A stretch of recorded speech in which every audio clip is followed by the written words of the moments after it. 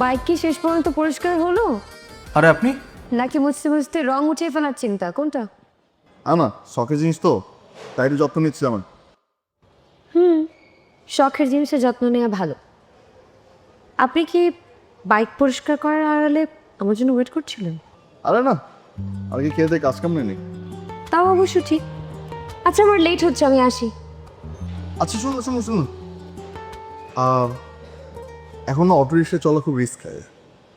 আমি আপনাকে নীলক্ষেত নামাই দিয়ে আসি। আমি নীলক্ষেত যাবো না, ফার্ম গেট যাবো। আমি না ফার্ম বিটের উপর দিয়ে যাই।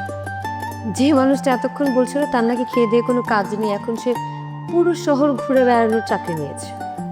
কি করবো বলেন, কাজটা তো সাধারণ না, শখের জিনিসের যত্ন নেওয়া বলে কথা।